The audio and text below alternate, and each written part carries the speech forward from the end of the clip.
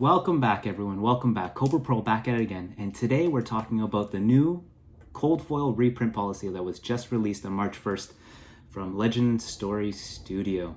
But before we get there, I want to remind you that we hit over 250 subscribers. And to commemorate this achievement, I just want to thank all of you and have this raffled off. So the only way you need to enter, or the only way you can enter, is watch my previous video. It will be linked at the very end and in the description box below.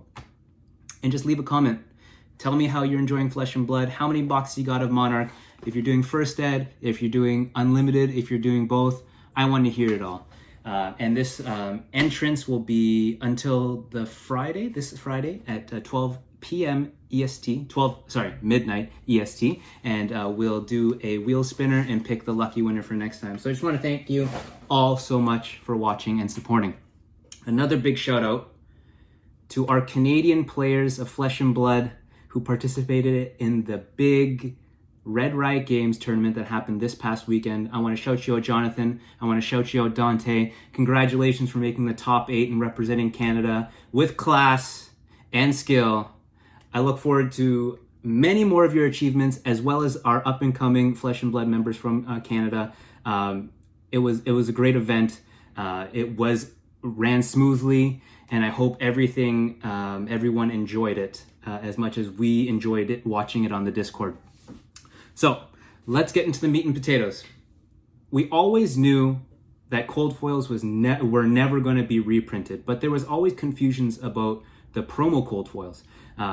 So there was the Welcome to Rathe and Arcane Rising weapons, as well as Welcome to Rathe and Arcane Rising promo heroes, right? We had the Dorinthia, which I'm entering all skirmish events, just trying to get her. She is bae, she is love.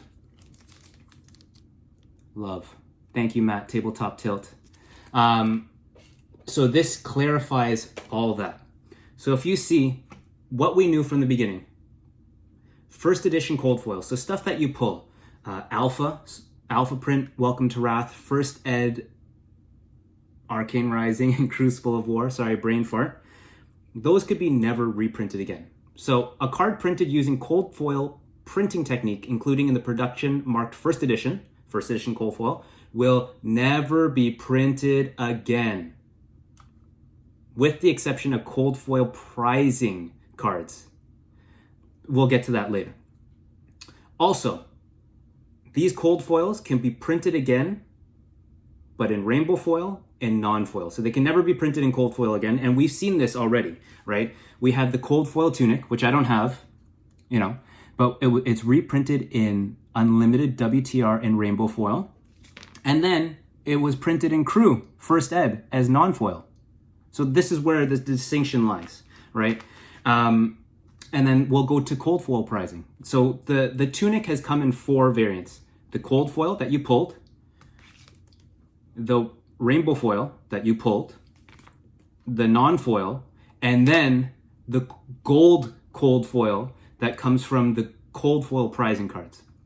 Okay, we'll move that. So cold foil prizing cards, they can be reprinted up to the discretion of LSS for the purpose of supporting official Flesh and Blood organized play. So we've seen this before. These are all the gold cold foil equipment.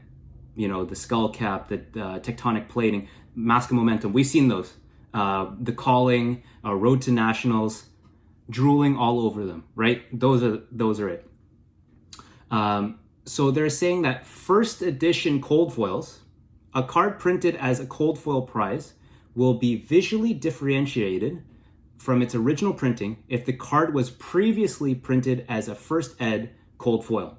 Like I said, this gold borders, right? And I guess potentially moving forward with Crucible of War, we could see a Skeleton, we could see a Courage of Bladehold in that gold embossed kind of look that's from the Calling and National Championships. Or we can even see a Zephyr Needle, right? Because technically this is not a promo. This could come in cold foil, but kind of in that gold foil, or it can come in an alt art is my thought. So something like the needle, but different art style, that could be something, and that's at least how I interpret this situation. Now we move over to cold foil promos. So cold foil promos that we've had, that I've spoken before, and if we look at the collection center, we have the cold foil heroes, and we have the cold foil weapons, right? So what I have here is the harmonized Kodachi. This is left point, and this was a promo. So this is LGS 003P, right? And then also the plasma pistol is a cold foil promo. This was never a cold foil pull. It was just, in Arc, it was a regular token, right? So a promo card printing using the cold foil printing technique can be reprinted, including as a cold foil in retail product. There we have it. These can be reprinted as much as possible. And I hate to say it, this sweet, sweet puppy is also a promo. So technically, the extended art cold brew can be reprinted for retail purposes, right? So I mean, this is fetching a pretty penny now, but maybe it won't be fetching a pretty penny in a couple months if these get reprinted. The weird thing, if we look at the cold foil promo, mouth jumble, is that the harmonized Kodachi was only printed left point for a promo, but the right point was printed in crew. I don't know, it has to focus, but right there is crew, and we can see it up on the web. See crew 049. This is the right pointing Kodachi, is cold foil, first edition, and has a misprint because it's not a blue symbol, it's gray R. So technically, I guess this card can never be reprinted unless it's going in for prize card. So either it's going to be an alt art, right pointing Kodachi, or it's going to be one of those gold foil prizes that they hand out at the calling or Road to Nationals, or if the first person hits 1,000 XP in that country. This is kind of odd because now you have one side, the left point, that's always going to be reprinted, and then this one that can never be reprinted like this ever again.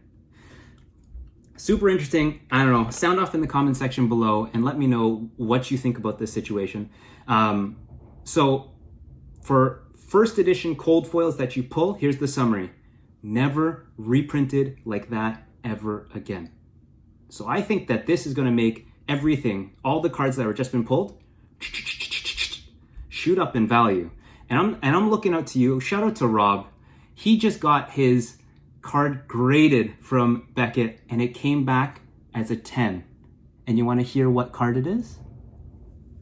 The Arknight Shard. Came back as a 10. Out of 44 Arknight Shards that have been graded, one has come back a 10, and it was 0.5 off from being black label 10. My man Robert, you just went cha-ching, cha-ching, cha-ching. This policy just came out right in time for you. Okay, so summary.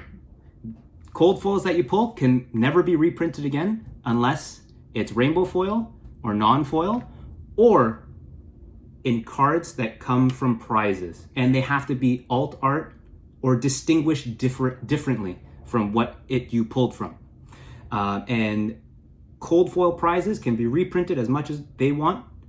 Cold foil promo cards can be reprinted as much as they want, up to their discretion. So in my opinion, I would tread lightly on buying promo cards unless you love the art. You love the art. I'm not saying anything against it. If you love it, buy it. If it brings you utmost joy and have it in your collection, buy as much as you want at what price you want, because at the end of the day, whatever makes you happy is always the right answer, right? But for me, I'm just going to be treading a little bit carefully. The cards that are up there that I really want, like Dorinthia, I think the last sold was like 1,100 USD plus 4% for PayPal fees. Little steep for me, so I'm entering as many skirmish events as possible to get this into my collection. But if not, I will appreciate from far, like I did with Robbo's collection, and all the collections that I'll be interviewing in the future. But until next time, I hope you have a great day. Hope you have a great night. Stay safe, stay warm, and don't touch your faces. Peace.